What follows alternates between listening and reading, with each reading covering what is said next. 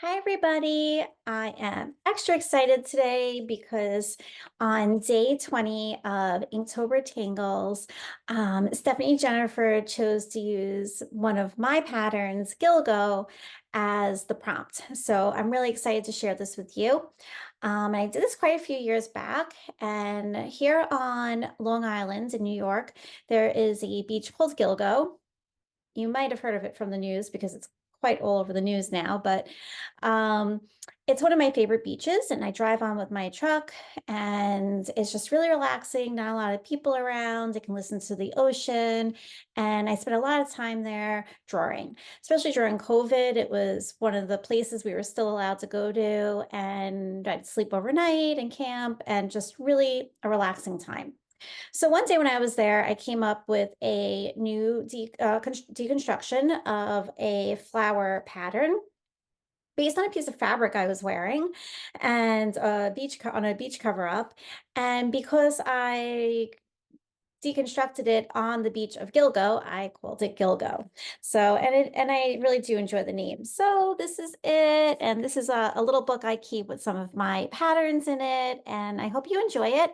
Again, I'm working very untraditional with it. You can view the step outs on www.dani with an I, DANI, girlart.com.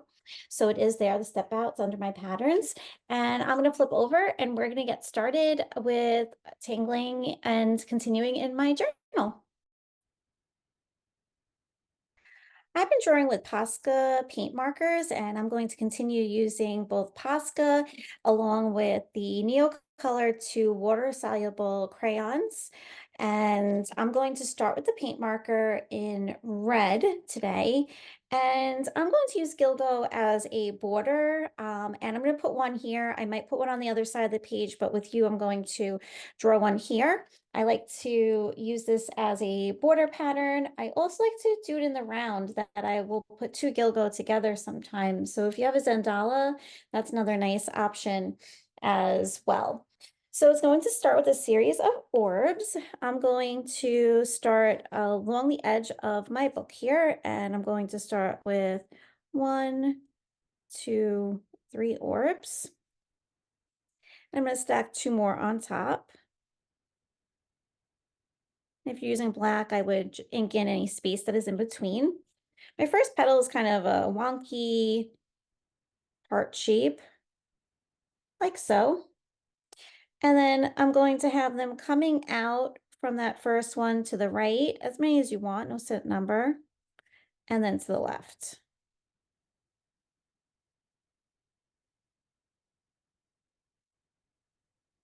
And I like to add an aura inside. Again, if you're using black, I would continue with that. I'm going to switch to an orange Posca and add a aura inside here with orange.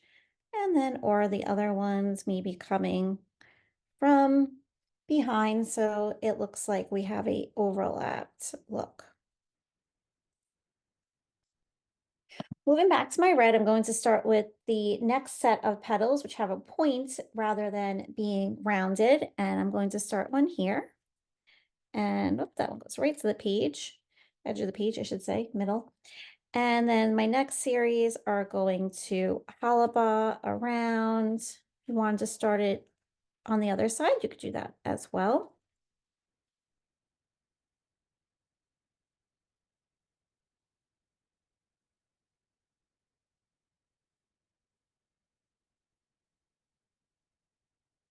And then the inside, I'm going to add a little curvy line on the left side of each of these to look like a fold.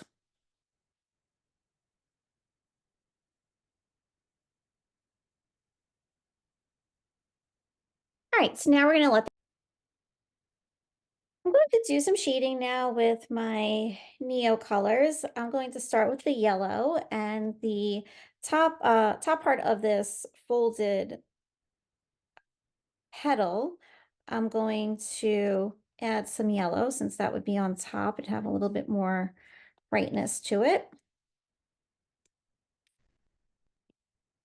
And perhaps a little bit on these orbs. And I'm going to take some of the darker orange, like a reddish orange, to add a little bit of a shadow where these sections are overlapped. So anywhere that I'm adding, then if you're using graphite, go in, use your skills that you've used with Zentangle and add some graphite. Add some around the orbs as well. I love this light orange. I'm going to add some of that in. And as I'm doing this and building up my layers, I'm looking and seeing, do I want to use a water brush to blend these, or am I going to leave it with more of a textured look? Right now, I'm leaning toward textured, but my personality could change very quickly, as those of you that know me know I do. I'm gonna go back and add some yellow. So these are chunky, so sometimes things aren't so neat, but that's fine with me. I kind of have been embracing the wonky and less preciseness of this style that I've been working in recently. All right, so I'm going to go to my Posca paint marker and add some white highlights, maybe a dot on each of these orbs, and maybe like a little curve on these.